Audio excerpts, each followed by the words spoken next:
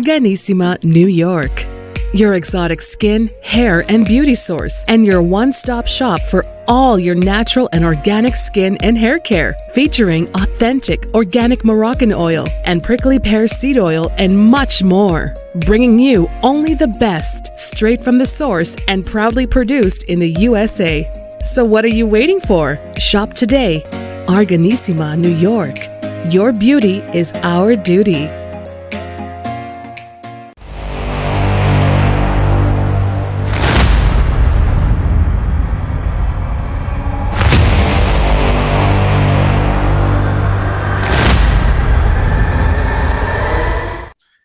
Folks, welcome back to the iHealth channel, iHealth Radio, the nutritious channel, and with your host, Hurricane Age. And new day, great topic, a topic that I want to discuss definitely, and I have been waiting so desperately for this particular show because I have an expert who can a little bit help us, and guide us in terms of the topic of our children's health and their healthy being physically and in terms of nutrition, in terms of weight loss and all this stuff. So I have with me Sheila Carroll, Dr. Sheila Carroll, a pediatrician. She's also a life and weight coach, and she does a lot of stuff to help our children basically be healthier. And you probably heard me in multiple shows talking about the dilemma of food and fast food and the kids today and their menu that's limited. Well, today we're going to address it further with an expert. So, Doctor, welcome to the show. Thank you so much for having me. I'm happy to be here. Oh, listen, I am so excited. This is like a treat for me because not only for me, actually, because one is, as I had mentioned just briefly before we started, I have my own kids and I have my own challenges with them in terms of their eating habits. And maybe I'm partially to blame, and we're going to talk about the parents' responsibility with that. But really, it is a pandemic. I mean, a true pandemic. That is ongoing. It's been going, and it's ongoing. I'm not sure it's going to end. Understanding eating is important, and the world we live in, as we just mentioned briefly, is amazing. And I'm not meaning it in a good way here. It is crazy. It is rough. It is different, and it does almost make all the necessary reasons why our kids are not healthy. And so let's talk first things first. I mean, you are a pediatrician, doctor, and ultimately as pediatricians, you in a regular medicine, you just make sure you check the kids and give them their physicals and stuff. But you went beyond that. You're specialized into this area of expertise of helping them, and also teaching the parents. And so let's start about your background first, and then we'll go from there. Yeah. So my background is I've been a pediatrician for about 23 years now. And more recently I've been board certified in obesity medicine as well, which is the study of the emerging science of weight gain, weight loss, how the body's working, drugs to use to treat that, metabolic surgeries to use to treat that, lifestyle interventions to use to treat that. So I am just passionate about this topic, both from a professional but also a personal bent. I was an overweight child myself. I was overweight from about the time I was 10 years old, off and on, but mostly on, mostly overweight, definitely through all my adolescence into my 20s. And I struggled, and I didn't want to be overweight, but I didn't know what to do. And anything I tried, just not eating enough, just not eating, or eating less, nothing worked, right? So it was a struggle. And I feel like that's why so many people, adults today, are struggling, because we never learned, number one, the science of what is really going on with our bodies in today's modern food environment. I don't think anyone would be struggling with their weight if we were living 500 years ago, right? Because the foods that are available back then, that's what our body was designed to handle very, very well. Our body was not designed to handle these foods that are being produced in labs and in manufactured in companies with all of the added sugars and all of the highly processed foods is what I'm getting at. And that's why our kids are facing such struggle these days.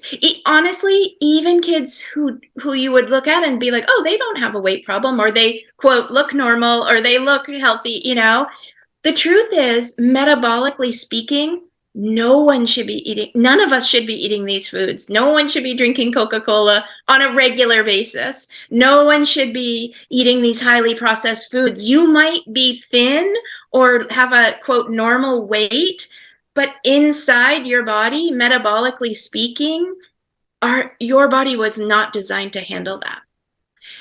So I personally just love this topic because there's so much empowerment and that people can, and freedom that people can get when they really understand what's going on.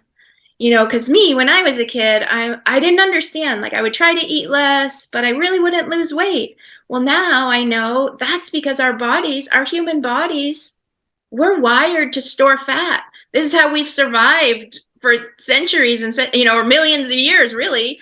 And so there's hormonal changes and there's physiologic changes that happen when you just cut back your calories. So that old method of eat less, move more, like that's what I used to tell people, and, that's what was told to me. That's what we learned in medical school, but it's not very effective advice for a long-term sustainable way of eating that's going to keep you happy, because we want to be happy too. We want to feel satisfied. We don't want to be miserable. We don't want to be deprived. So we need to eat, but we have to figure out a way how to do that in this world that's going to work well for our bodies.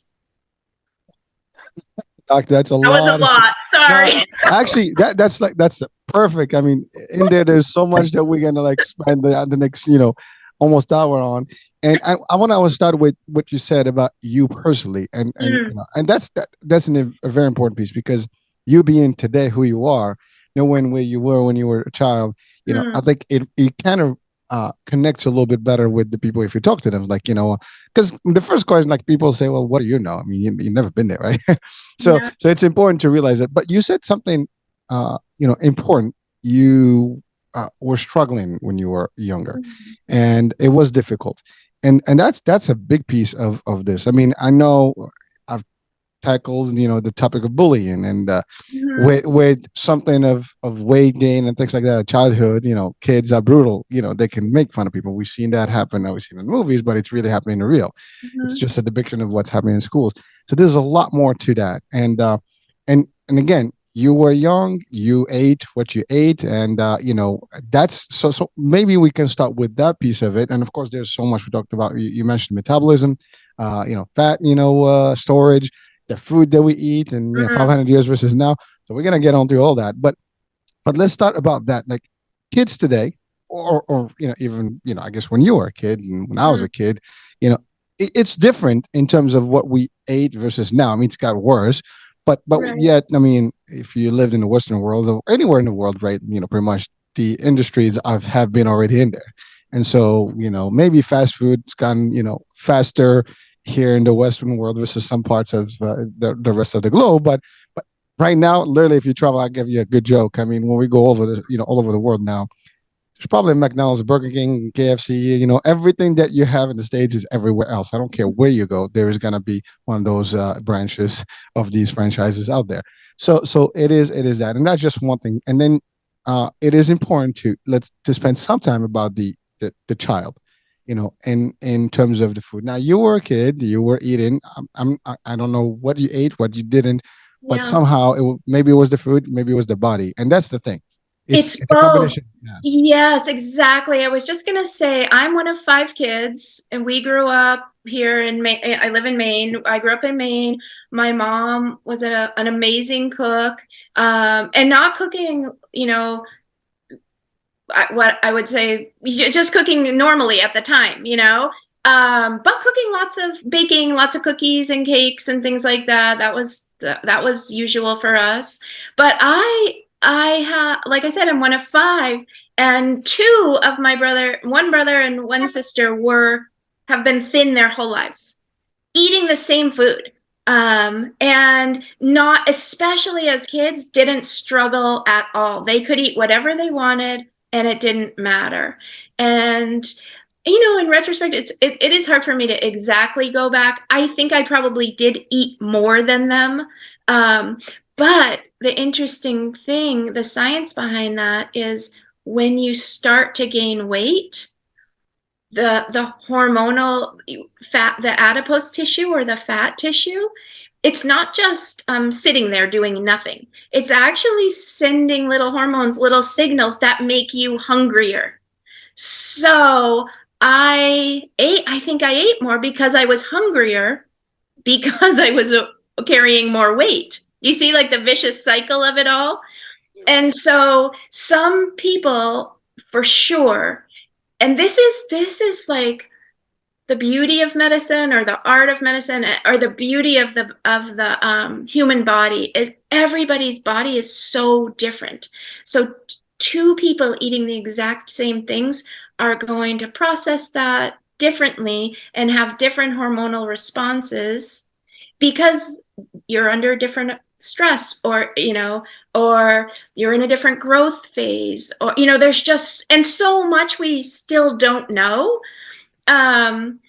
So yes, so different kids have different appetites, their bodies handle foods differently, and some people are just more prone to storing fat more easily than other people.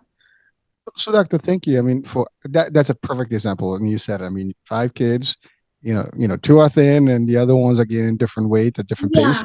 Yeah. And what you just mentioned is definitely something to clarify to people. Is that the fact that you said it well? Is that the more you have these fat cells, the more you're gonna get those stimulations rather, to eat more. And ultimately it's never gonna stop, and it just adds up. It's like the body is wanting more and more and more, Right, and it's exactly. really requesting. And it's so frustrating. Yeah. And that's why, the whole, in the past, people said, well, you just don't have willpower, or you need more self-control, or it's that person's fault that they're overweight because they just keep eating. Well, they're eating because they're hungry.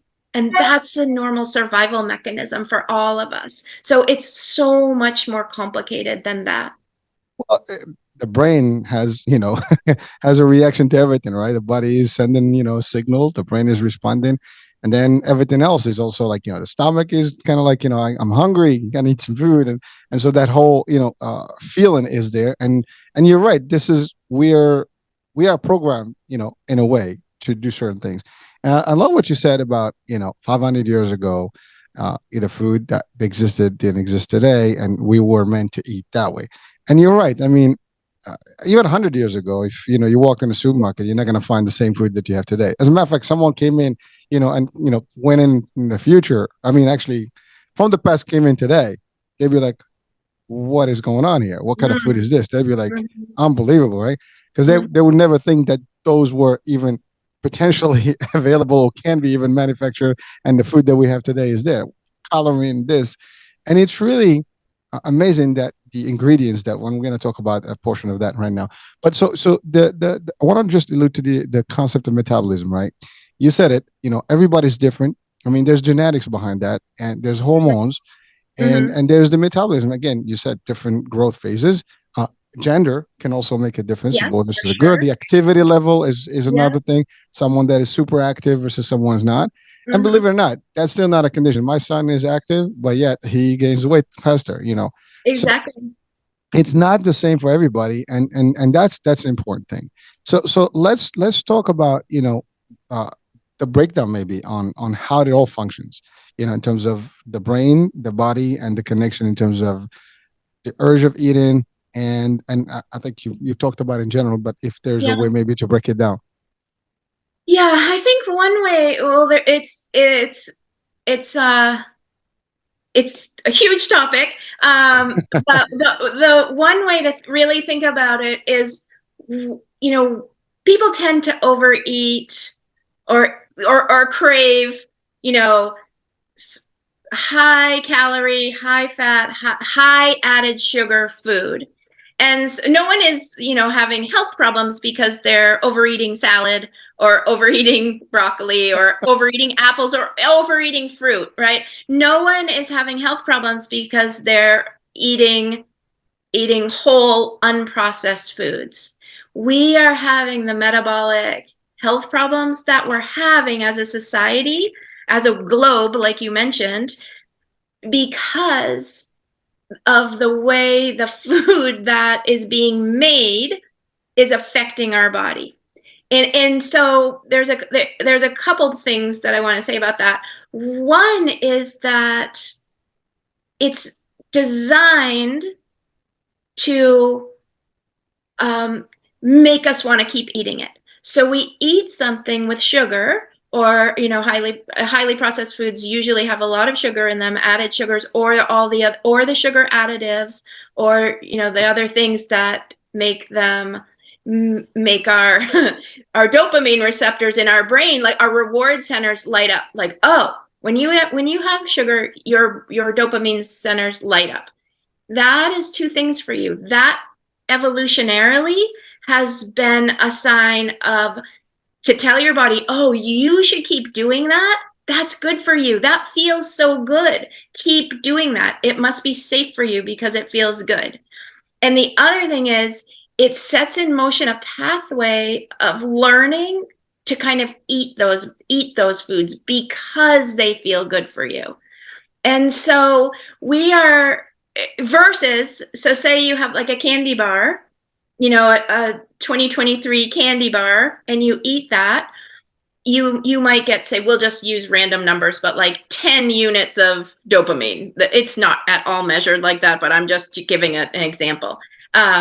You eat an apple, there is a little bit of natural sugar in there. So you're getting a little bit of fructose, you're getting some good sugar, but nowhere near the concentration. So it might be like 0.5, And today the problem is once your taste buds get used to that 10x of everything, you can't even taste that 0.5.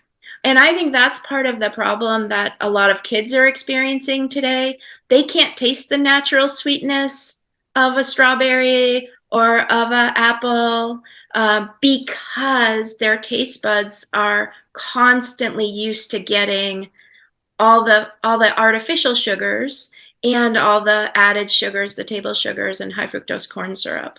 And so they say, well, it doesn't taste good to me. I don't like it.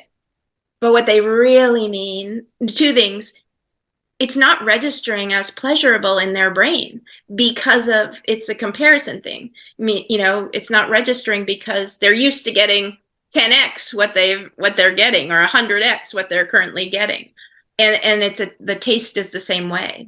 It doesn't taste good because it doesn't taste as good as the other food.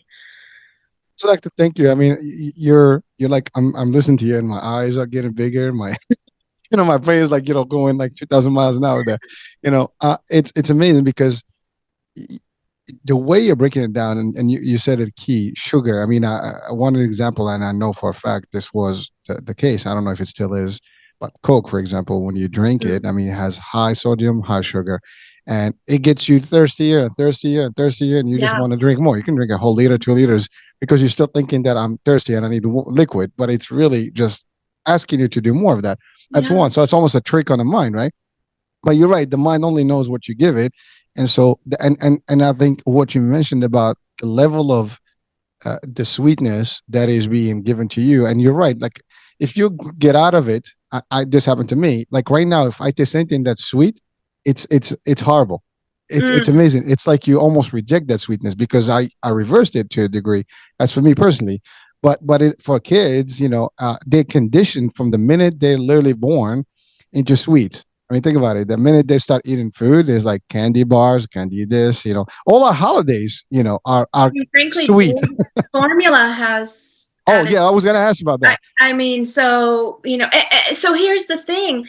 Breast milk, natural breast milk, that has sugar. Our bodies add sugar to that because we want the babies to want to eat it and drink it, because we want them to survive and keep going. So yes, as a species, we are wired to love sweet things. And that was fine 100 years ago, or 200, whatever, however many years ago, when we didn't have the food available to us 24/7, and in the amounts it's available to us, and the variety of things, and the constant. If you're a parent, then you've got, this birthday party, this soccer game where there's treats before and after the game, this kid is inviting you over, oh, and that family is going out. It's just constant. So it used to be like a quote treat, but what used to be treats are now commonplace. And there are every day. They're the water we're swimming in, and Multiplied. this is what's making it so rough. Yeah, well, thanks, Doctor. I know. I want to go back to the formula piece. I mean, were we even supposed to have formula? I mean, the fact is, historically, humans existed with no added food or outside food for the babies, and this was an industry thing that was like, hey, why don't we do this? And I don't know what's the concept behind it. I mean, maybe like for the mothers that may not have, but that's not even natural, because all mothers do have the milk and the ability to do that. Well, there is something called lactation failure, which means, it's not a great name. It's horribly insulting, blaming the person for who, but 7% of women don't make enough milk to support their baby's life. I happen to be one of those people. For whatever reason, after I had my son, I just never made enough milk for him. So in olden days, or in different cultures, I would give my baby to someone else. Yes. Could you please help me? Or the community would help me by breastfeeding my child. Here in America, that is not something we do, right? Yeah. So formula, I think, it's a business thing too. It's somebody's business model. And it's very interesting. Good idea in a way to help, but the ramifications may have, the intent may have been wrong. I don't know. Exactly. But what you're actually feeding the babies are not necessarily the healthiest food for them, But there are certain formula companies, I believe now, with no added sugars, and they're working on that kind of thing because people are more aware. Doctor, just funny question, but I mean, does that mean that we're raising synthetic kids? I mean, because really, when you think about it, right, it's synthetic food. It's not real food, and so it's like that's the building block for our kids to grow.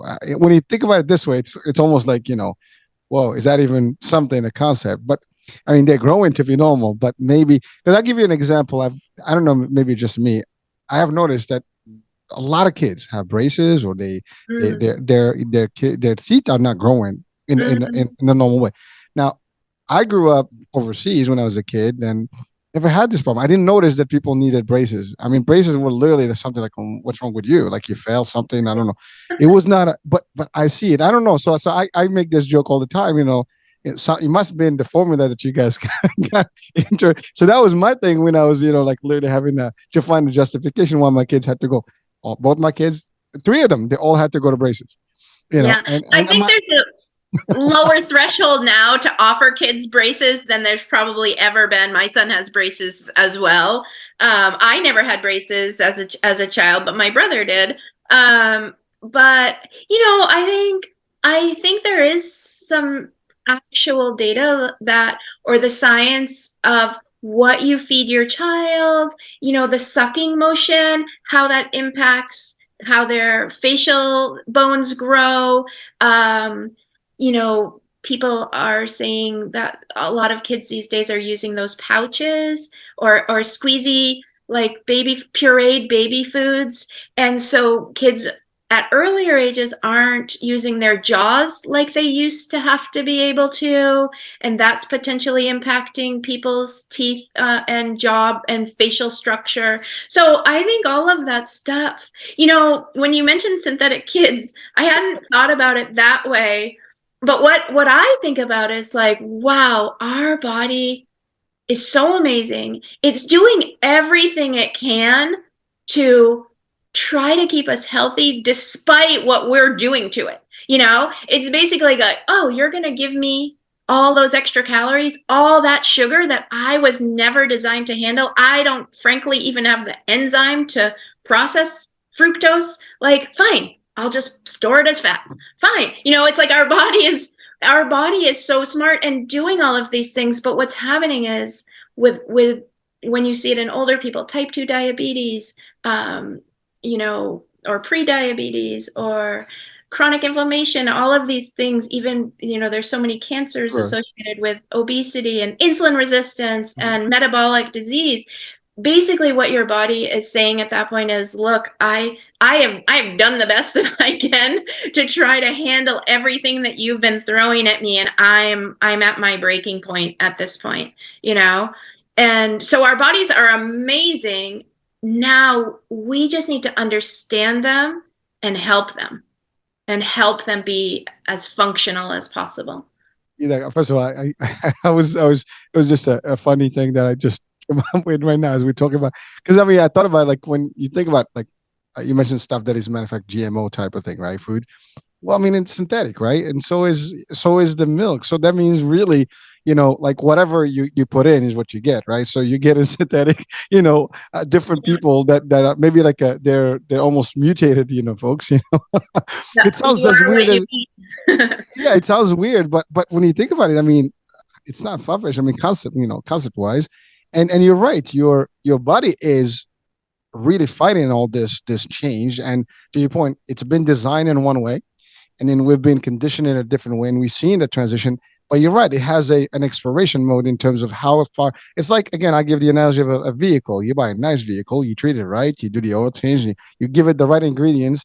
It's gonna last for a good term that it's designed for. But if you put the wrong stuff in it, you take it off the road, you just bang it all over the place, it's not gonna last long. Same thing here. The body is designed to live whatever your time span is.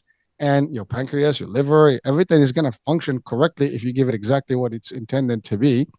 But then we throw in all this stuff at it, and it just says, okay, towel off. Drop the towel. I can't do this anymore. Now you're on your own. Now you have to get injections and all these things, and it's really crazy. And by the way, you mentioned diabetes as we get older, but today, even kids, there's a lot more children, like juvenile diabetes or children's diabetes. There's a lot of that stuff. It is amazing to even understand that, but the food, from, to your point, from the beginning of time, was natural. I love what you said. It was not enough food. It was food. You had to harvest it, and cook it, and you had meals. They have times for meals. You didn't have an ice box in somewhere in the house where plenty of food is stored. You didn't have fridges, as we call them today, or freezers and all these things, and storage of food. It was different. We're consuming. We have become a consuming, society, or consumer society. Evolutionarily, those are extremely new inventions, and our bodies, they've made our life easier for sure. But at the same respect, now we're seeing, like, oh, we are experiencing these problems because now we're seeing what's really happening. It's a double-edged sword, I guess. Well, or whatever that expression is. It was great. It's made life easier, but at the same time, now we're suffering from that same thing.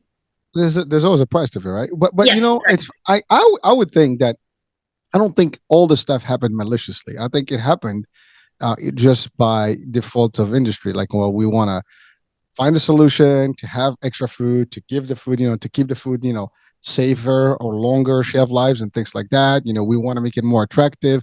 Maybe that's how it all designed. And then, of course, it became a profitable, place. And when we're talking money, people become secondary in terms of the option between money and people's, the money and people's health. I'm only worried about me as the business owner and the business manufacturer. And then, I don't care. Plus, it took years before these things happen. And now industries have been so established that there's no coming back. You put regulations in place, but regulations is also, limited to what it can or can't do. And sometimes it's even bought. I'm sorry to say it, but, it's elected officials, and, there's... Yes, very political, and it's all political. It's so much money involved. And, I think, the marketing that goes on to Oh kids yeah. is just so terrible and unethical, and the kids don't know. The kids don't know. We can't expect them to know, and of course they want what's being marketed directly to them. This is the thing. So this is where parents need to come in and like take over control of that ship, that we're sailing in, and help your child understand what's really going on here. So, doctor, so that's a perfect segue to because you're right. Kids are kids. They're not really. I mean, we call them minors to a degree for a whole time until they become adults, where they can make their own decision. For the most part, it's the parents, Yeah. that is behind, all their early days, right? And from the birth to like, their childhood until they become adults, right? And well, so I can speak, freely about myself, without offending anybody else. As much as you want to be as tough as you can be and as traditional as you can be, to your point, you are facing so many currents. One being TV. I mean, you said it's being marketed, at the kids from an early age. I mean, you're watching, cartoons, and there's an influx of stuff that's in the cartoons, and then it's suggestive, it's fun, but it's already being exposed. The kids are exposed to it, and they're like, it's okay. The traditions also that or the cultural traditions have also included some of the stuff, by, I mean, think about, I'll give you an example, Halloween, right? It's, it's a horror holiday, and some people even say it's beginner's day, whatever, but yet it is a kid's day. Let's throw some costume and we got to go get some candy, right? And it's buckets of candy, and before the day is over, that candy is gone. And so that's just an example. Easter candy, Christmas candy. I mean, I'm taking to all. I don't care what holiday, what you celebrate, what religion. If you're in the West Tuesday, world person, candy. any day candy, right? It is. You go to the movies, right? Yeah. Movies like tradition. This is what I mean. It's not a treat anymore. It is. It's the city. We still use the word "let's have a treat," but it's like, well, didn't we just have a treat 2 hours ago? It's becoming a natural tradition. Like you can't go physically, for example, to the movies. Like I've been taking my kids to the movies, and we sit. Before you go is the soda, and soda is really not soda. I mean the drink. It's really the fruit, fruit punch or whatever, which is all bad. As much as you don't want to do it, like take Powerade, but even Powerade is just a different label. Yeah, that's not good either. Yeah, I know. So you think it's not carbonated, maybe but it's all sugar, artificial colors, and all the stuff. Then you got the popcorn, and I'm not talking about the little thing. You get a bucket and with the refill, so you can go deep, right? And the butters and stuff. Then you have like it goes in with some sort of a what are those, the raisin thingies or Raisinets. Yeah, Raisinets. It goes with the Twizzlers. It goes with, like, there's a whole set. I mean, the Sour Patch, forget about it. Sugar galore. I mean, it's like those. Yeah. But again, I mean, fruit rolls, whatever, Fruit Loop. I mean, I forgot the name of them. Those roll-ups, whatever. It's all sweet stuff. And as much as I don't want to buy it for them, you're taking them to the movies, and it's like a demand. It's like an expectation. And you try to be healthy, it doesn't work. That's one. Well, here's the thing, though. But why are you buying it for them? Well, I'm with you. I told you earlier. How about me? No, I'm just saying. But this is the part of the problem that we parents face.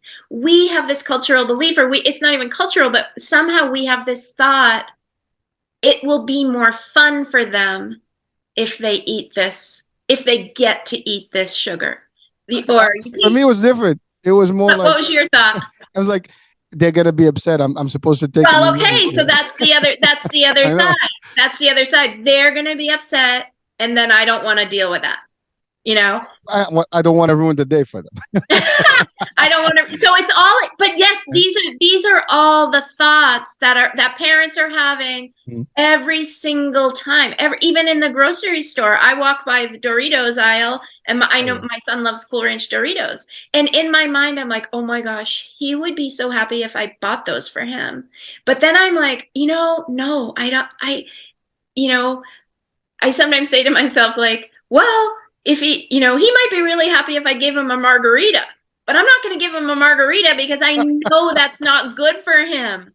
And so myself, I have just gotten so strong in my own belief of of what I feel comfortable buying him. Or, he went to the movies the other day, and he had a Sour Patch Kids package in it. He went with friends. He came back. He had Sour Patch Kids. But, fine. I don't want to micromanage him to that degree. But I do really, truly believe it's harmful to him when he eats that.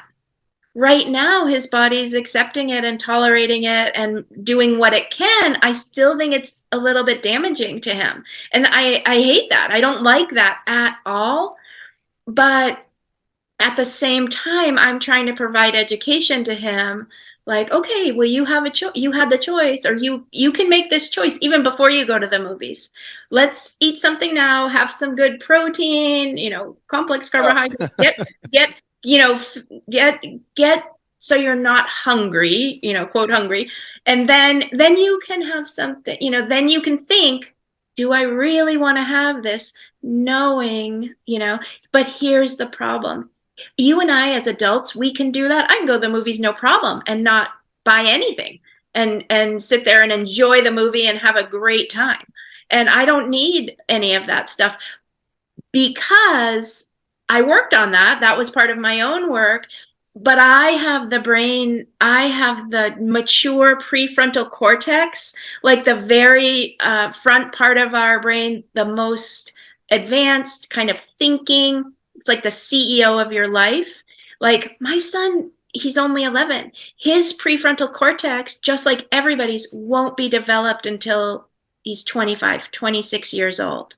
So when I'm telling him or asking him to think, well, when you're at that counter at the movies, think about future Theo, think about, his body, how he's going to feel, his mood, his ability, and he's just literally incapable of doing that. Not because he doesn't want to, and not because there's something wrong with him, but his brain is just not wired for that yet. And no one is, and that's exactly why parents need to step in and be the prefrontal cortex. So thank you. By the way, just to clarify, I am a health freak, and so is my wife. And so, but that was our struggle, right? And what we did, we kind of, to your point, we've allowed it, a certain time. And me too. And I did not at all mean to judge, say. No. I volunteered. It's so interesting, all the thoughts that we parents have that are contributed, that are ongoing, that if we don't become aware of that, then we don't even have the opportunity to say like, oh, do I want to keep that thought, or do I really want to look at that and see if that's a thought that's serving me and serving my family or not. I get it. And so to be honest with you, I mean, yes, you feel bad, and I did succumb to it every now and then, but really what we established was a rule. For example, if my house, there's none of that stuff in the house. We don't buy those things. We have a joke in the house, like, buy food that we'd like to eat. No, we're not buying the food that you like to eat. We buy the food that we should be eating. And that's our challenge, right? So, and as they grow, the kids, start growing up and they have a mind of their own, it becomes more of a struggle. Now they're, I don't eat your food. Like when they were kids, I mean, tiny kids, in the elementary school, whatever, up to mid school, I think they were still eating our foods, like the salads and everything, and the meats and whatever stews, whatever you make. And, but now, and this is going to be a piece of the discussion today, is that limited menu that I think all our kids have worldwide. And that consists of like 8 elements of, burgers, pizza, pasta, mac and cheese, nuggets, and I don't forget the other 2. But that's kind of like what everybody is doing. Hot dogs, those are things. But, you mentioned something funny about in the movies you and I can control. But let's talk about that for a minute, because listen, my first job was in Disney, and I love the place, right? It's magical, but one thing about the magic is not really magic. There's science behind it, right? At least the appearance of it is magical. But I'll give you an example. If you've probably been to Magic Kingdom or or Disneyland. Yes, I've been once. Many times, yeah. Oh, that's okay. So I've been there 1,000 times.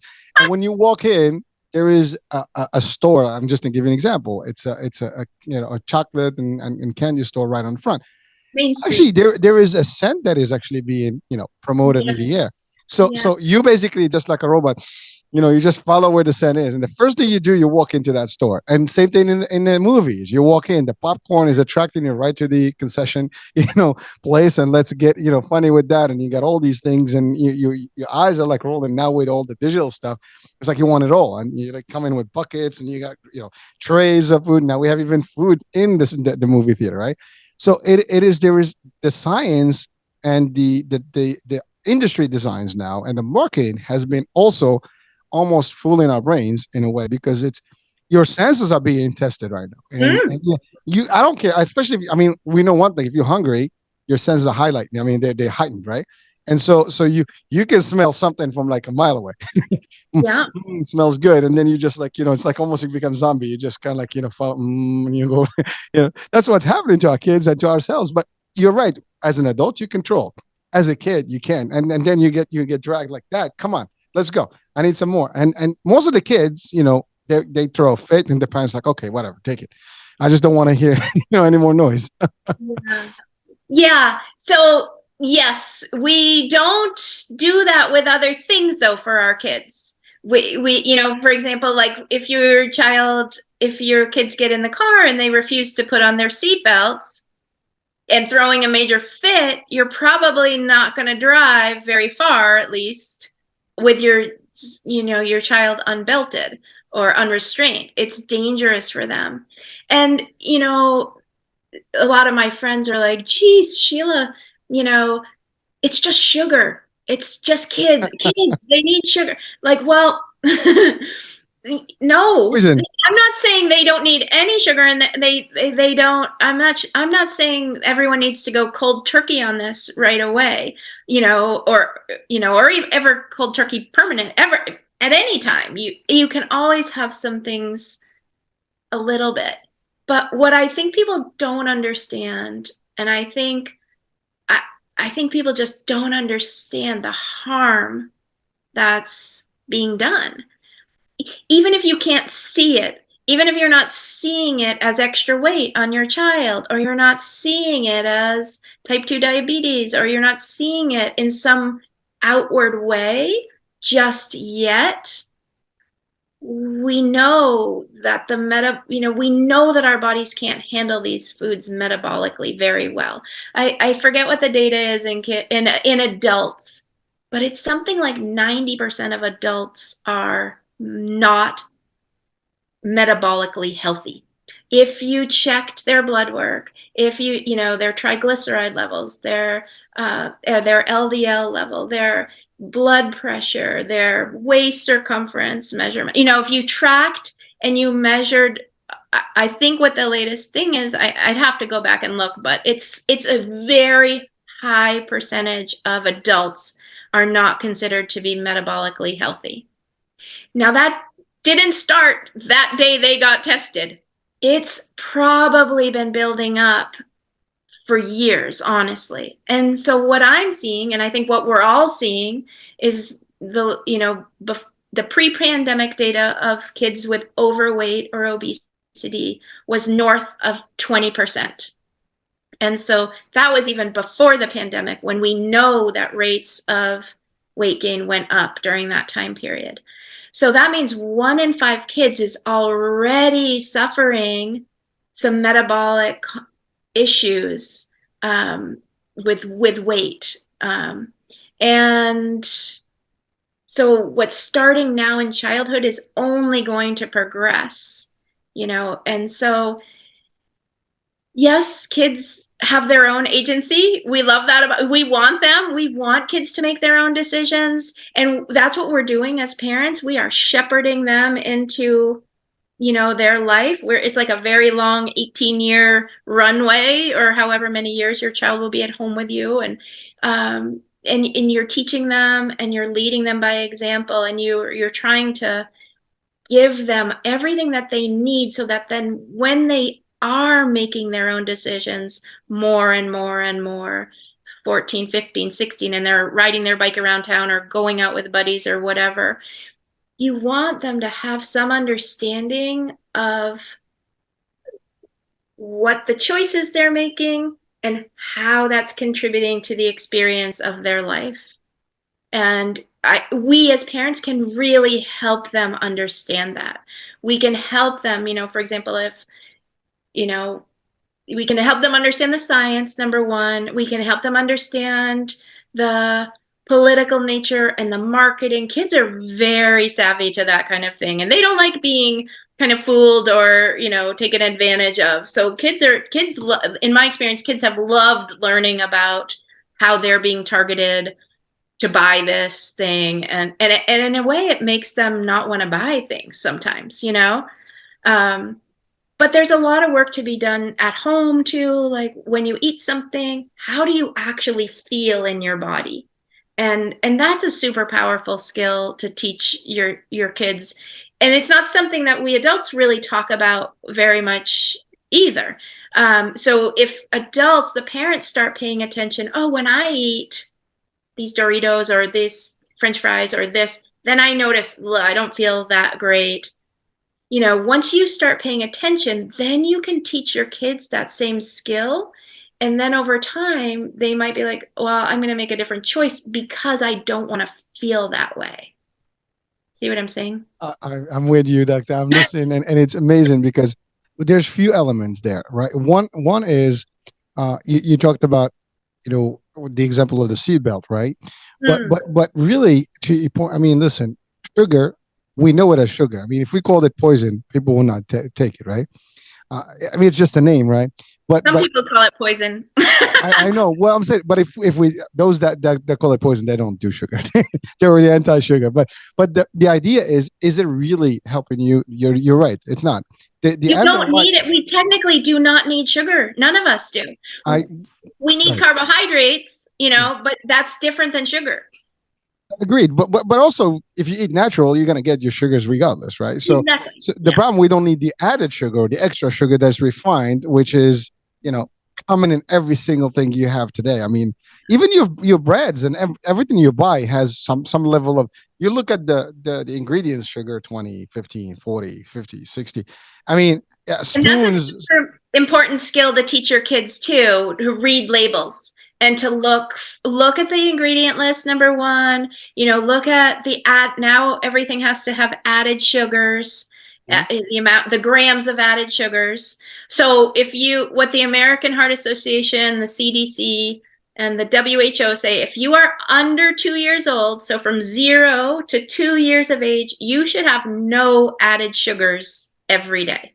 Like the goal is to keep those kids not exposed to sugar. Then from 2 to 19 years old, 25, a maximum number of 25 grams of sugar per day. Those are the recommendations for kids.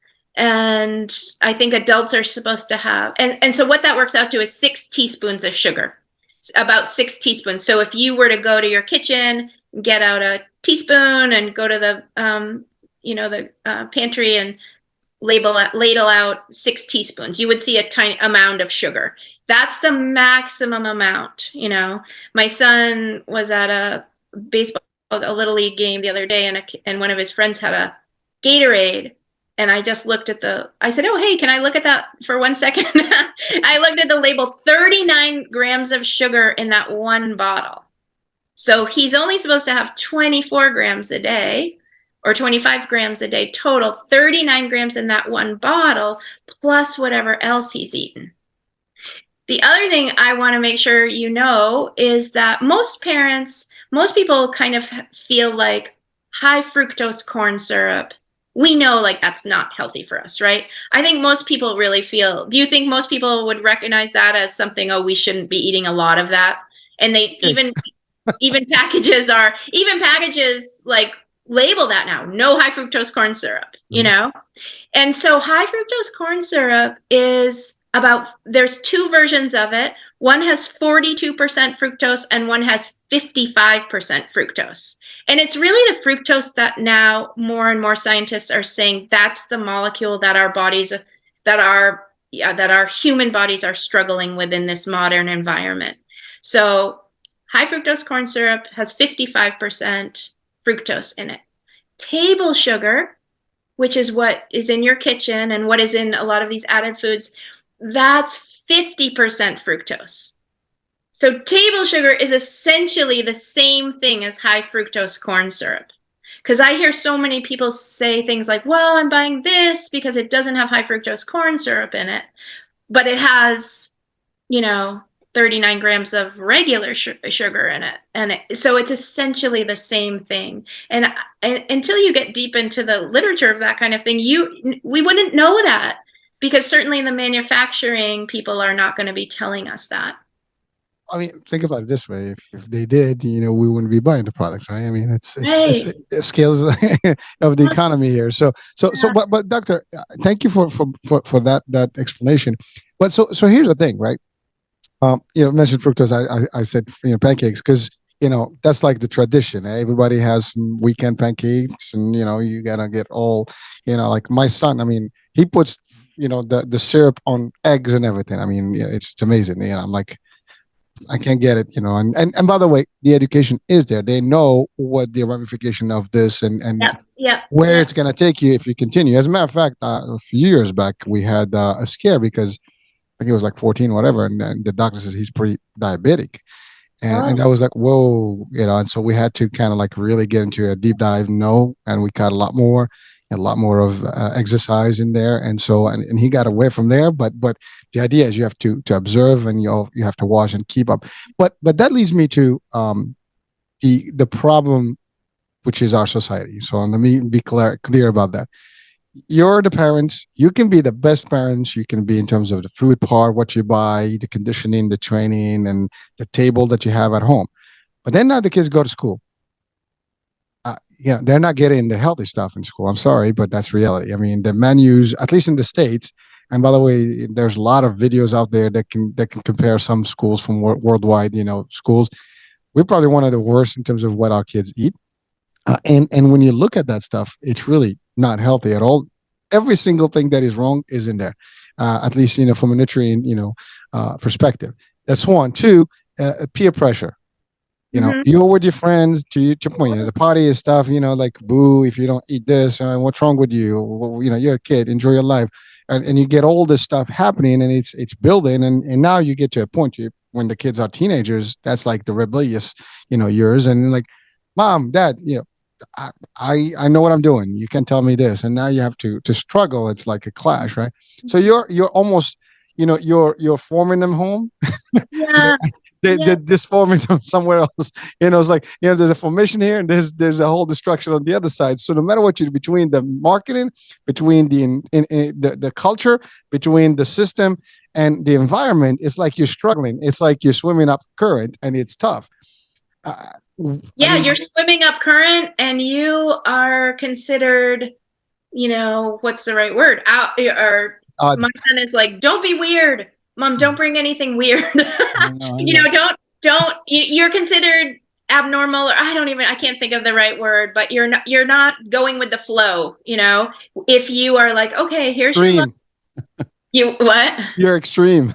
Extreme. Those words are used too, for sure. And so that there is no doubt this is why our kids are struggling so hard, because it's not easy for the parent. It's not easy for us parents right now. And it's a lot of work. And the only thing I guess I would say is we can't give up. I think, we might lose the battle, lose 100 battles, but we just have to stay with the big picture and stay with the mission of, this is ultimately what is going to keep you happy and healthy.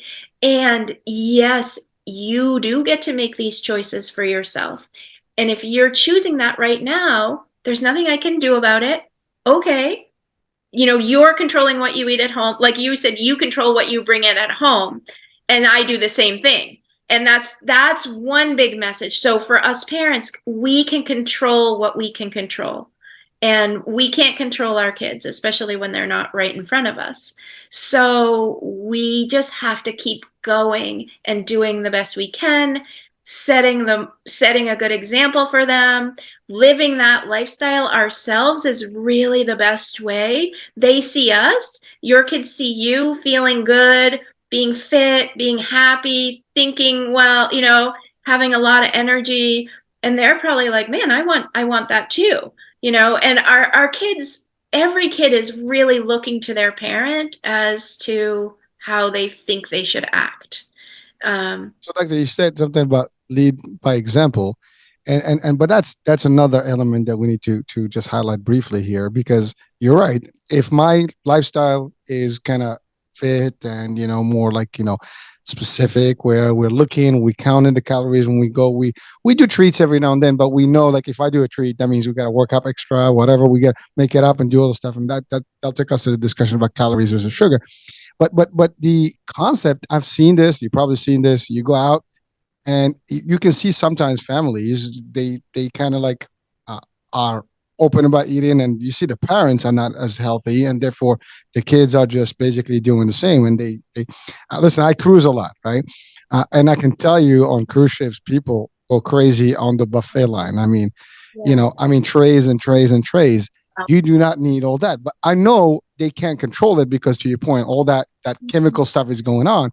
But that's when you have a younger person that is in that environment. Well, that's all they're going to know again. So this is a part of, and by the way, I'm not judging people, folks, just to be clear. Exactly.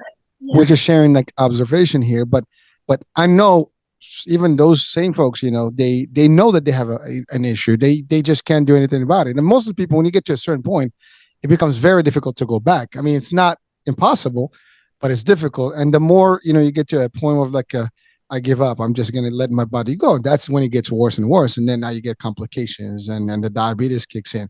And it doesn't get any better from that point. Once you get to a certain level, it's over. And it's best to pin it really when you are at that younger age. And sometimes even me as a parent, let's say if I notice that I'm not healthy or whatever, maybe I should prevent, and shelter my kids not to have the same problems I have.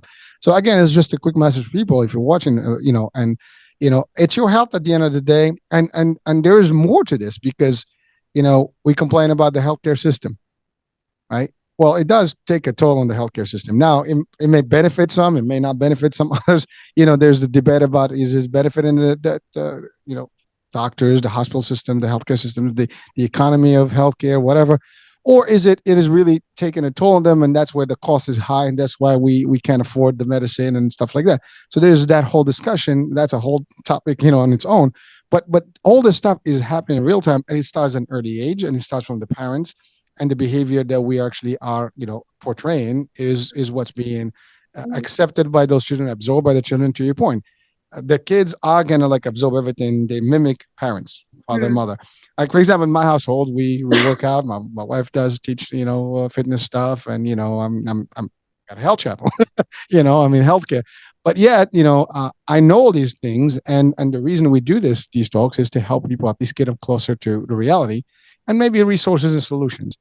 Mm-hmm. So, doctor, you mentioned something: sugar, carbohydrates. Mm-hmm. And so let's talk about that. What does that mean, and the difference? And then let's talk about the importance of exercise for kids and movement. Oh yeah, so important. Exercise and movement. So not all carbohydrates are sugar. Carbohydrates are they're called a macronutrient of our body. We need protein, we need fat, and we need carbohydrates. And the beauty of having real, whole, unprocessed foods, fruits and vegetables is what I'm talking about, nuts, seeds, or I guess nuts, are more in the fat category, but the sugar, which is just a molecule that comes, but it's coming in fruit and vegetables. It's coming packaged in all the other things that our body needs: the fiber, the micronutrients, the vitamins, the minerals. So those are there's a difference between like healthy, quote, healthy carbohydrates and just carbohydrates. Or just sugar. I guess I'm not sure if I'm answering your question or not. No, that's perfect. And so now let's talk about that. Essentially, fruits, vegetables, proteins is really what should be, and whole grain foods or whole food, right? Mhm. Is what we should have in our pretty much, table, Exactly. Yeah. and water, nothing in Yeah. it. Honestly, that's all we need. Yeah. So, And that so would keep us super healthy. right, but here's the challenge now. Our tables may not be made of that. I mean, let's look out in the U.S., right?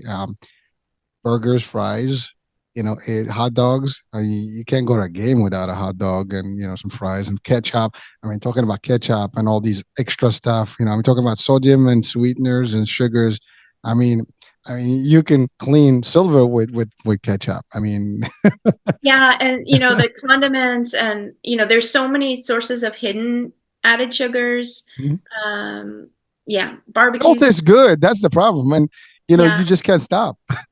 Well, the thing, I guess where I've gotten to is the place where I do go to baseball games without having a hot dog, and I enjoy baseball. I do go to parties where I don't eat things I don't want to.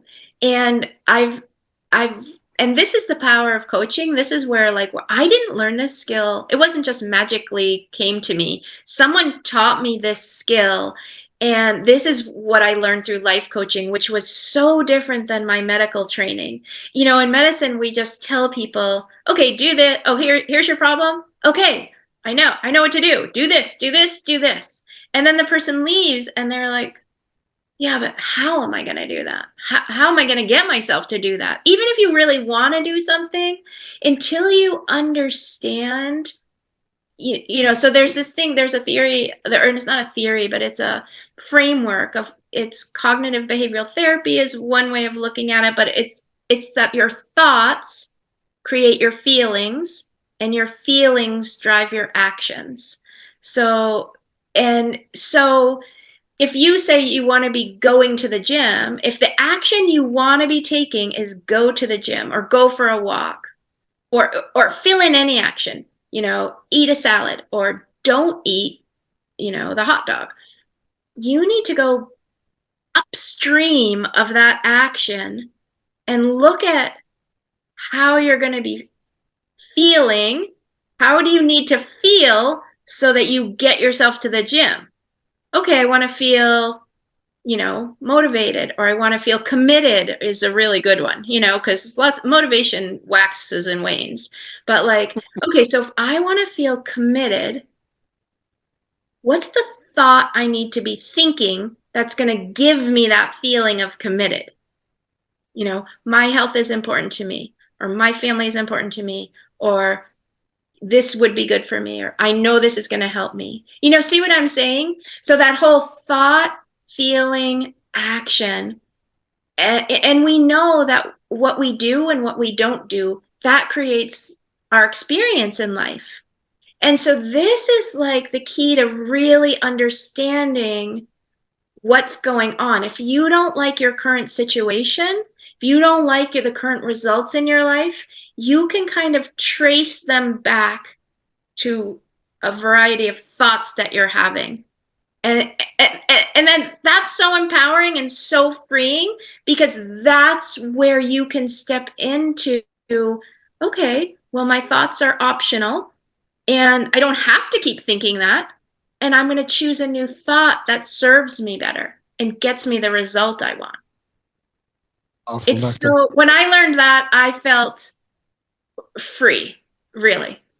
it is powerful, and again, the mind is powerful as it is, and it controls everything. Whatever we're talking about chemicals and brain, and hormones and all this stuff, and it's all happening. I mean, really, it's all. I know it's all interconnected. Exactly. So for adults to lose weight, they need to, understand why they're making the food choices that they're making. Number one, stop choosing foods that are driving your hunger. And also then the whole emotional eating piece. Why am I eating? If I'm not physically hungry, why am I eating? And we eat for so many different reasons than just physical hunger. And so if you can get control of both of those things, then you'll have a good chance of sustainably losing weight and keeping it off, because you've really understood what is going on and what the problem is. If you do as a parent, you'll be able to teach your kids that, and Exactly. Exactly. That's my whole thing. Your kid might keep choosing the Gatorade. They might keep choosing the ice cream, but by the time their prefrontal cortex is developed when they're 25, they've already seen you and they've been listening to you for the past 15 years or however long you've been, and then it's going to be like, oh, bam, I know what to do. Yep. I know what to do for myself. And you are going to save your child decades of struggle. Doctor, it's important because kids, they think they have a limited time frame to live. And by the way, when I say kids, I had the same feeling when I was a young kid. You don't think about age. You don't think about elderly, stages. You don't think about bodies. Metabolism going to shift every 10 years and gets crazier and unless they're, in your side, right? You're clueless. Exactly. We have no idea. So when I talk to my kids, it's like, that's gibberish. That's like alien language. Don't tell me that stuff. I'm not there yet. Exactly. That's a blah blah. So but unfortunately, what you're doing right now, you're instilling these ideologies and ideas into their subconscious. So eventually it will click. To your point, it will click. But that's the challenge, because the same way that the market and all the stuff is actually doing all that stuff, subconsciously, slowly but surely, they will be able to move it. Not hopefully everybody does. So, doctor, quickly, one thing that we have in our culture today here in the West and more than the East, I would say, is the quantity of food. We are abnormally, quantitative when it comes to rations and food. I mean, you go to any restaurant, you get these plates that are like literally family style, food for one person. You always take over food. I mean, I don't think we finish our foods. Usually we take a box home. That's because the portions are bigger. You go in Europe, I mean, they give you stuff. You're like, you're done. You're like, what the hell? I'm still hungry. It's different. Why is that? I mean, I know it's a cultural thing. I know it's industry. It's like you get for what you pay for. But it is almost another problem that is creating the need for more. I mean, it's amazing.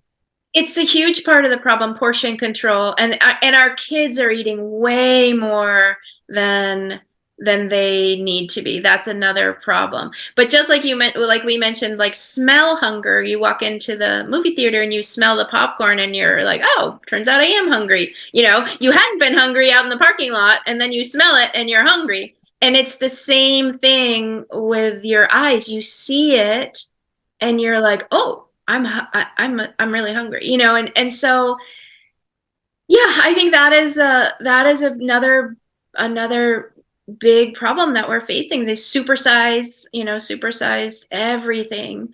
And the strategy for that is figuring out your true hunger, what hunger really feels like in your body, and what fullness really feels like.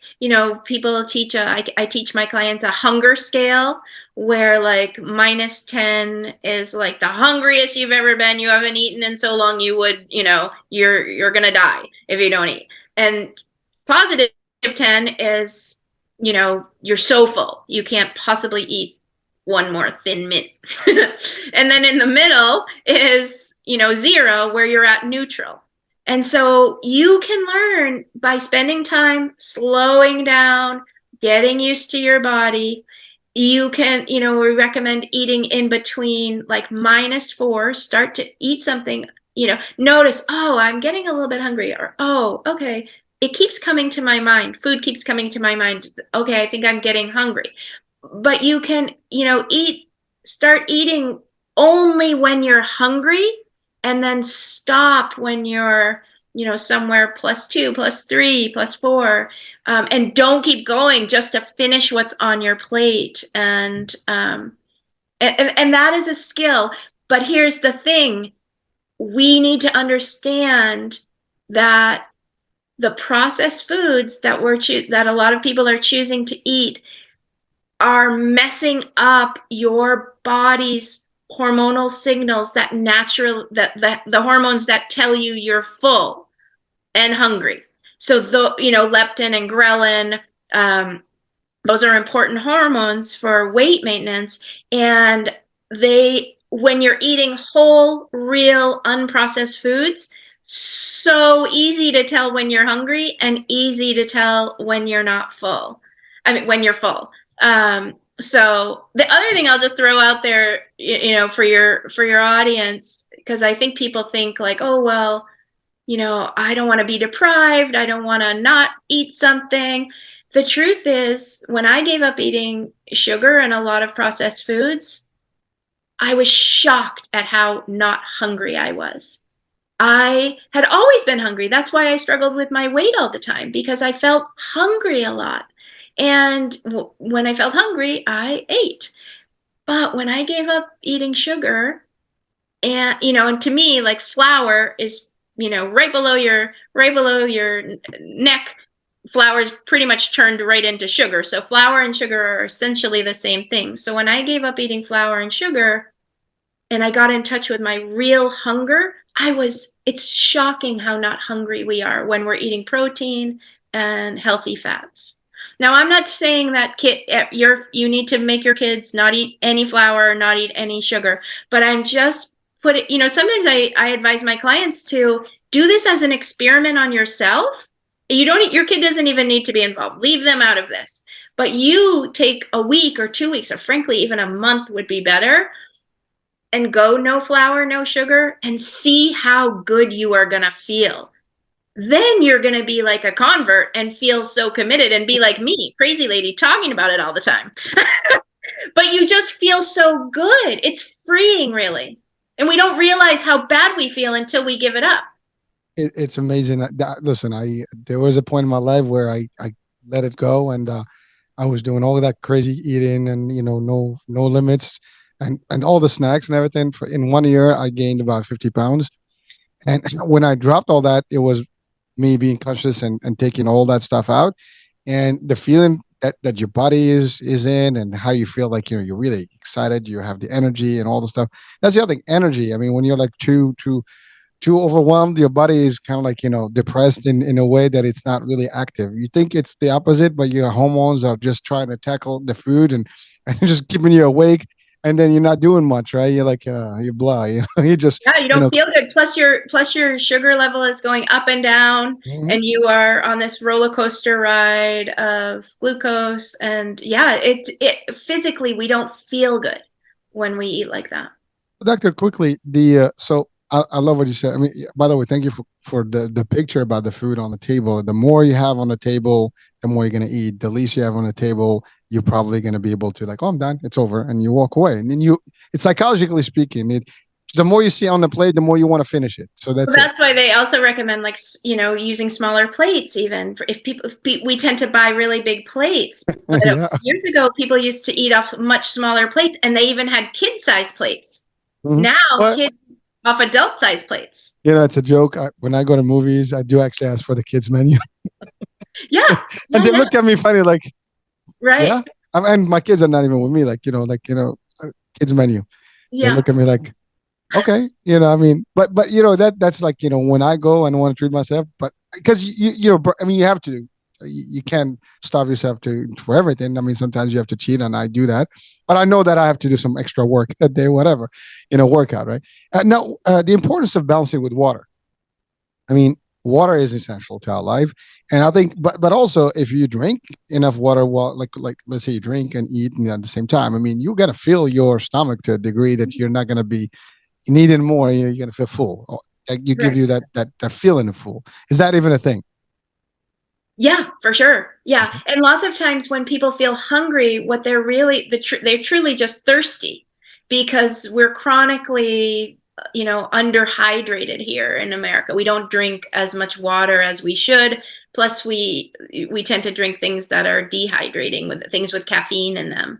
And so, yes, drinking more water will definitely help with hunger for sure, and it helps with feeling full when you're eating. For sure. Yeah. Yeah. It's because that's important. By the way, the fact of dehydration versus having enough water, that's a big deal, because to your point, we don't tend to drink a lot. When you're young, you're not going to feel it, but as you get older, your kidneys are going to have a fit with Right, you. So right, right. it's just, and your skin, your body, it's all going to be, calling for Drained. help. Yeah, That's the exactly. thing. I think the biggest message, and coming to the end of the show, is that you're a kid, you're a child. Your parents are kind of in control in a way, but eventually you're going to be your own, control, captain, and you want to live healthier, happier, longer, as opposed to like live happy for a few years and then struggle, in a Exactly. longer time.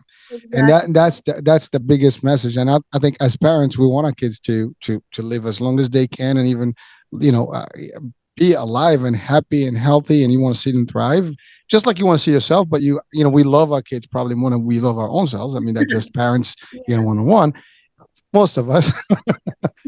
I hope that's the case. But the idea is that you want them to do more and better. And again, this is important, just to educate, that we have the ability to help. To your point, as much as we can. We might not be able to tackle every single, wind coming into us that is with an influence, but at the same time, we can do our part in, and whether listening to a show, talking to a specialist such as yourself. And I love what your mix between the medicine piece and the actual life coaching piece, because, or Yeah. the lifestyle, dynamics. I think those two Well, combine. if you can't implement the strategies, Mm. then their strategies are no good. So everybody needs like the whole mindset piece. How do I get myself to do what I really want to do? You know, and there are things to learn that you can figure it out, and you can do this by yourself over time. It helps to have a coach at first, for sure, teach you these things, but then you can it's so it's so powerful and so empowering. You will create the life that you want. That's powerful. So quickly, doctor, the We didn't even exercise. talk about movement or Yeah, sleep that's it. Yeah. So or emotional regulations. so listen, you have time, I have time. So the exercise piece, right? Yeah, It's for kids. How I know, so we kind of. powerful, so So powerful. what would you recommend to our children today? Like, So what do they my do? recommendation is, number one, you are not. We don't want to be sending our kids the message, you are exercising to lose weight. That is not the message we want to be sending them. It's way more powerful to be talking about. Well, first of all, how I advise all my clients and I advise all my patients, we don't even need to really be using the word weight with kids. What we really want to be doing is talking about health, and how are we going to keep you healthy? How are we going to keep me, mom, healthy? And so, but I see a lot of kids who are saying, well, I'm going to lose weight by going to the gym. My mom's going to sign me up and I'm going to go to the gym. And I think that that's just, old fashioned conditioning. I don't know where they're getting that, but I can't tell you the number of kids who think the secret to better health is going to a gym. So so I try to, gently steer them, like, wonderful. Exercise is amazing for you for so many reasons, not the least of which is, exactly what we were just talking about. What we are going for is health, and we are going for longevity and lifespan and health span. So we want people to be as healthy as possible for as long as possible. And exercise is a huge part of that. And so for kids, it's fun. They feel better. They sleep better. There's so much data that shows, like, kids that get outside have lower stress levels. They have better eyesight. Their blood work is better. I mean, there's just so many benefits of exercise. And sometimes I use the word movement instead of exercise, because if you're a person hasn't been moving very much or is potentially carrying extra weight, the word exercise might be scary or make you feel, unsafe or Yeah. something. Too much, like, Hmm. geez, I'm not exercising that, I can't exercise. But you can move. And, you can move, even if it's walk around the block, walk down the street, walk around your house, walk up and down the stairs. So if you've been doing nothing, start small. If you're already doing something, up your game a little bit, raise the bar. The official recommendation for kids is to get 1 hour of physical activity a day. And it doesn't have to be in sports. It doesn't have to be paid for. But hey, go outside and play.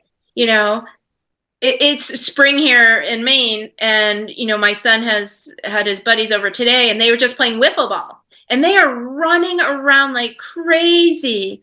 But so it helps to have, depending on the child that you have, what they're interested in, go outside with them, sports equipment, invite friends over, walk your dog, there's just so many. But parents need to drive this behavior as well, and really kind of insist on it in a way, like just like we do, like it's time to do your reading, it's time to do your homework, it's time to go outside, and or it's time to get some exercise, that kind of thing. It's just, we need to start looking at it as like this: we brush our teeth, we exercise, this is who we are healthy people, and this is, we want our kids growing up like loving the feeling of moving, so that they will do that when they're 60, 70 years old and keep going. Well, Doctor, that is an excellent point. But now we did have a change in culture, if you want to call it that way. When I was a kid, that's what we did. We played outside. TV was limited. You only had one cartoon, whatever, series, something, and if anything, that's it, and you go to sleep. Most of the time we played outside, right? Whatever we did, we ran, we shot car, whatever, we played different things, right? In today's society, our kids are more like glued on a chair behind, a desk, in front of a screen for hours in the gaming, right? So now, again, it's still us as parents, because we buy those devices. We are the ones who are enabling them to do that, right? Yeah. Then that also creates the behavior: as they sit, they munch, and they crunch. They're just sitting and taking unnecessary calories in, and before you know it, they're just gaining weight. Now we're making it even easier by ordering everything to the door. You don't even have to go places now. You can DoorDash, and I love the service, but the idea, we use it in to for one thing is good. For the other, it can create some laziness, right? So I think that's another change that happened over the last few decades, where back in the days, kids were like, really, naturally, we were always outdoors. Humans were outdoors. Yeah. They get up and they do the things that they need to do for the day, and then they come back and go to sleep. Well, the same thing, these screens, all of the screens and the video games that the kids are on, they are also affecting that same dopamine pathway that's so pleasurable. And so the kids are just drawn to that. And so we have to understand, like, oh, he's not a bad kid, or there's nothing wrong with him that he wants to play video games. His brain right now is telling him it's so much fun. Of course he wants to play the game. However, I know as his parent, it's not healthy for him to do that. So I have to set a rules or a boundary, or, I take care of his health and safety in so many other ways. And then this is what a parent needs to really get to the place where they're like, I value movement as a safety feature for him. Like, it's part of his health to be safe and healthy. He needs to get moving, or he needs to get outside and play. So, okay, he's going to be really upset when my son gives me or doesn't give me a hard time. He just doesn't want to turn his screen off. But it's okay. He can not want to turn it off, and he can still go outside. I'm okay with that. If he's upset, I'm okay. It's okay. He can be upset. I wish he doesn't have to. I tell him, like, you're choosing to be upset. That's okay. You can have that experience yourself if you want. But here's our, you've already had your hour or hour and a half or whatever, 2 hours. You've already had your time. That time's up. So now that's preparing for real life, because you don't always do what you want in life. You're going to be at work. They're going to tell you what to do, when to do. Yeah, but the truth is, it is more work for us parents. So much easier for me to be like, just keep going. yeah, it's fine, and then I can do what I want to do. I can do the housework, do all the things. But Well, that's a big deal, doctor, because parents sometimes they just, especially if you have more kids, you yeah, just give up at the end. It's like, okay, if you've whatever. been working all day Yeah. and you came home and, I guess, yes. And of course, and there are sometimes I'm like that too. And I just am like, okay, fine, but I think I always am just coming back to, I just want the best thing for him, the healthiest thing for him. And I feel so committed to maintaining his good health, and I'm willing to have him be angry. I'm willing to have him be mad. And Love.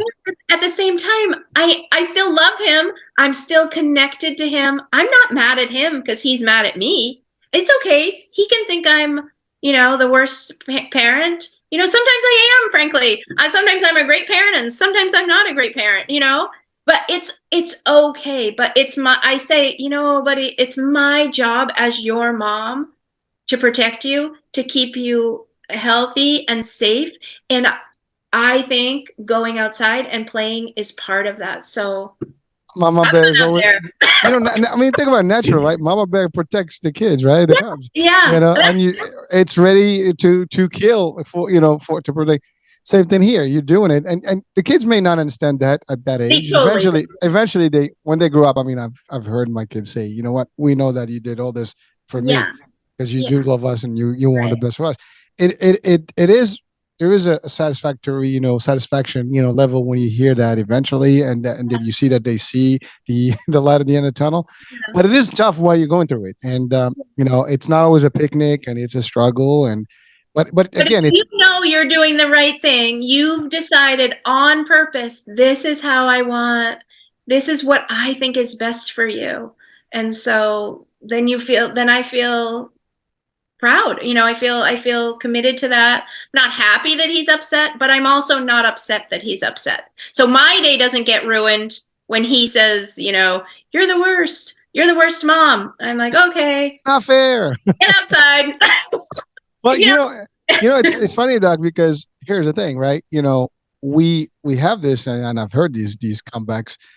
Well, my friends' parents, they don't do this, and they start like comparing them. Well, I don't care.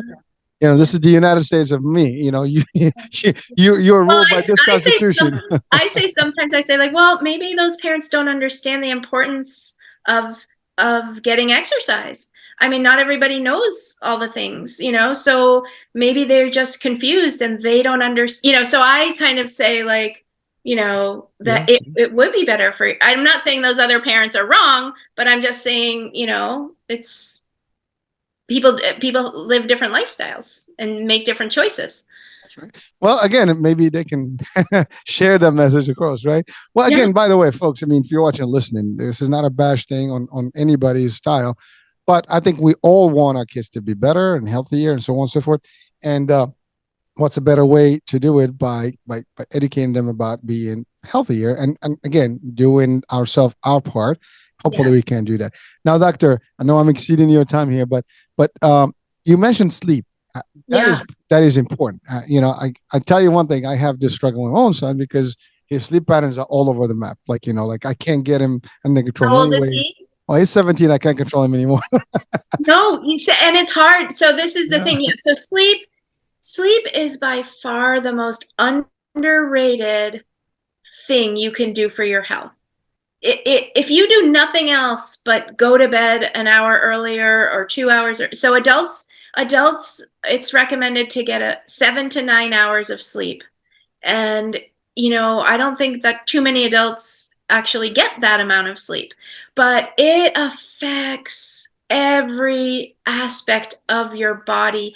Again, going back evolutionarily, we've needed sleep, and it prevents so many diseases, without getting too technical about it all, but we need that time of sleep. And it's just not talked about enough, how powerful it is for your health, for your mood, for your weight, for your memory, for your ability to think, for your ability to exercise. And it's the same exact thing for our kids. So there's age-related, sleep recommendations depend on how old your kid is, the amount of hours that they need to get to sleep. I prioritize this very highly with my son, and myself. I used to work in a hospital. I was a hospitalist for a long time, where part of my job was working night shifts, 7 p.m. to 7 a.m. Yeah. So I would work day shift, night shift, day shift, night shift. It was horrible for my health. I mean, I weighed 45 pounds more than I do now. I don't even recognize myself from back then, because, honestly, the lifestyle that job afforded, like working that, spending those nights at the hospital gave me more time with my son during the day when he was a baby and a child, more of a child. That's what I wanted. So I was willing to do that. But honestly, I didn't even know the toll that was taking on my physical health, and my emotional health and my mental health. So I'm not sure I would do that again, to tell you the truth. Sleep is so important for everybody. So for your child, your teen, and as teens get older, their circadian rhythm shifts, so they naturally want to stay up later. The problem is, we still need them to get up to go to school so that we can go to work, right? It would be perfect if high schools started around noon.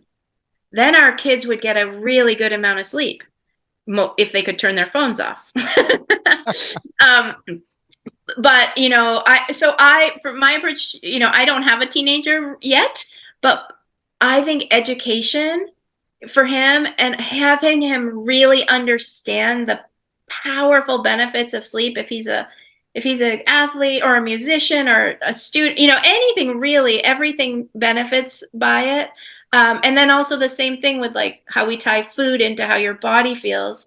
You could tie in lack of sleep when you're noticed, like, oh, I noticed you only got about whatever X 4 hours of sleep last night. How do you feel today? How do you feel the next day? So we have to help them make that connection. You decided to stay up until 3 a.m. texting with your friends. Okay, you made that decision was made. Now how do you feel? Not in a punishing way, but just like, okay, let's be curious. And do you want to keep feeling like this?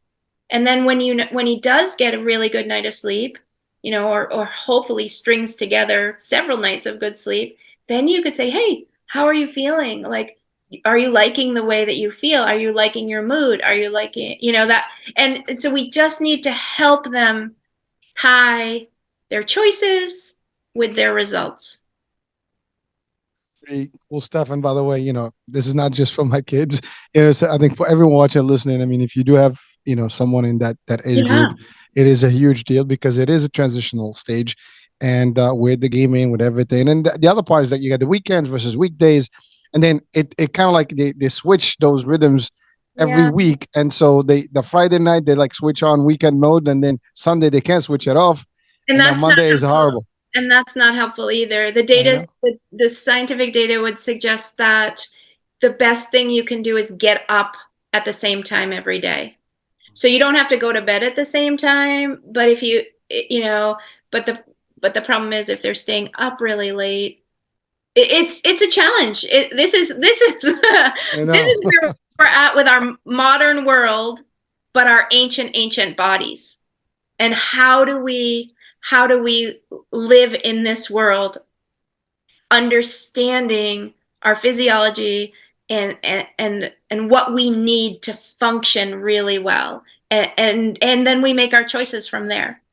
Before technology, I mean, it's sunset, pretty much an hour later you're out. And sunrise, you're like, you're already in nature, roaming again. That's the design, but that design we kind of took off with all the extra light and all the technology. Now it's like you don't have, I mean, the day and night are almost the same now in some parts of the world. I mean, the cities don't sleep, right? And people can literally be, everything is pretty much 24/7 now. And you can literally go through a whole night. And I can tell you one thing: I am a person that needs my sleep. Without sleep, I can't function. I don't care. I'm a zombie, literally a zombie. And you I can mean, the tell. truth is, everybody's a person who needs their sleep. Some people Yeah, just yeah. recognize it. I mean, that's really where we're at. It's awesome that you recognize it. Yeah, Oh, I live by that rule. I yeah, gotta get my sleep, beauty neat. sleep. They make fun of me at work, like you need your beauty sleep. Yeah, I can't do those early things. I gotta get my sleep. Yeah, you yeah. know, but it helps my balance. It's to your point, Mhm. my psyche is good, and I'm energized. Otherwise, you can't even work out. You're like Exactly. you're like slow mo, like a little puppy. You're like okay, Yeah, you know. yeah. It doesn't work that way, right? So, well, so doctor, I know we've covered a lot of grounds. Is there anything that we're missing right now? Well, this is another huge topic, but just the We, last thing we I can think come is back, just, doc. yeah, We I can will. have I'll come another back. one. If you want me to, I'm happy Of to. course, I want you back. The only other thing is the only other really pillar like of health that I really think parents can focus on is helping their kid learn emotional regulation skills. And because that is such a huge part of being healthy. And I guess what I mean by that is really learning how to understand your thinking and feel your feelings. And it's not we don't talk about this very usually, and we don't with our kids too much, and they're not taught how to do it in school. But if you can really understand that what feelings you're having, what they are, and what they mean to you, and you can accept your feelings, both positive and negative, and you have some tools and some skill set to manage your emotions when you become stressed or when things are harder. That goes a long way towards physical health, number one, but also clearly emotional health. So that's the other piece I work on with my clients is helping with emotional regulation skills. Thank you, Doc. So now, like, that's the last question of the show today. What last piece is: how can we connect with you, our folks and audiences, so they can pretty much benefit from your work and maybe work with you in case they need the help. Yeah. So the easiest way is just to look up my website. My whole name, SheilaCarrollMD.com. You can email me through that. I have a blog. I'm also starting to put out little snippets of info on Instagram, and just my goal is I just want to educate and empower I want to help the kids. And I believe so deeply in my heart the best way is through their parents. Because the children love their parents the most. The children idolize their parents. They need their parents. And so yeah. So if you're a parent, there's a lot of great free resources out there, and you can look up my website. Doctor, you can coach parents, you can work with them, and doesn't matter if they're not in the local area like Maine. Yeah, I do it online. Yeah, that's the Okay, beauty perfect. of it. Yeah, yeah. And I only work with parents. I don't coach kids because their brains aren't ready for it. I was with the parents. Yeah, it starts with the parents, and honestly, it's the most effective way. So, All right. Well, yeah. Doctor, I will have your information linked to the show, so this way people can connect direct with you. Definitely would look forward to having you back and maybe Okay. tackle more and break it down more. It's very real. I mean, I don't want to let you go, but we've exceeded the time here. Thanks. This was a great conversation. I'm always so excited to find other people who are excited about this topic too, and who are so passionate about trying to help kids live a healthy life. And we, The future. because we want parents to be healthy. Yeah. Yeah. Well, but also the kids are the future, right? So if we Yeah. don't take care of them right now, the future is not looking good. Yeah, for sure. All right, Doctor. Thank you so Thanks for much for having being. me. My pleasure. All right, folks. Thank you for being with us, for watching, for listening in. I'm Hurricane H. We'll be talking soon. New day, new show, new topic, new guest. Bye for now. And cut. Doctor, that was awesome. Thank you so much. Thanks. Yeah. How was it? Good. I feel like I talk too much. No. You can't compare to me. I talk for a living. So, that's the.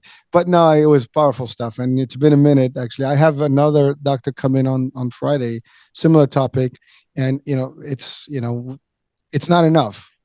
There's not enough out there to talk about Yeah. this because a lot of parents are more like, my kids, I want them to be happy, whatever suits them, whatever, and so they let them be. But you let them be now, it's like you're hurting It's them. not keeping them happy. I want them to be happy, let them be a kid. And you're like, no, That's the attitude they say, like, oh, they're it's kids, the opposite. I Yeah. know, but they're just kids. Yeah, like, well, no, I mean, yes, they are kids, and that's why we need to protect them. I And the was hard in, the hard part is that it is so much work for the parents. It's a lot of work. It takes effort. It takes effort. It's so worth it. I mean, it is so worth it, but it's not a slam dunk. It's not take this pill. It's not watch this video. It's work. It's work. you're So undoing a lot of bad stuff that's happening around them, and then you have to control all of it, and it's tough. Listen, I've been there. My oldest is 26. I've had that, run, and then I had my two are 18 and 17. So I'm going through that next stage, but yeah. it's rough, and sometimes you do get like, whatever, but you can't give up. You got to keep up. Yeah, that's what I say to myself. Like if I if I cook something and he's like gags, or something, he refuses to eat it, or I literally say to myself, I'm not giving up. I'm just not giving up. And that's just The talk is good. yeah, the whole thing is upstairs, up in our brains. It's powerful. Well, so Yeah. doctor, definitely, please, let's maybe a few months, whatever, we'll come back and we'll touch Yeah, again. anytime. Happy to. Yeah, and I will give you. I mean, you don't do podcasts yourself, do you? No. Not yet. Someday Okay. I want to. Again, so if you ever decide to maybe have on the radio, you want to have a time to talk, live, I can connect you with you, and you can do your Okay. own. You can do your own hour and talk to parents, whatever. Oh, wow. Something to think about. If that's Yeah. something that's of interest, we can Okay. lock in an hour a week, Yeah. whatever, a month. It'll be your show, and you can just talk, on the air and give advice. I mean, it's Oh, not wow. a dual show. Something to Yeah. consider, in the Okay. future. All right. Yeah. Thanks. Yeah. Awesome. Well, it was great to meet you. Pleasure. Thank you. Thanks. Bye Thanks for bye. the good conversation. Thank you. Bye bye.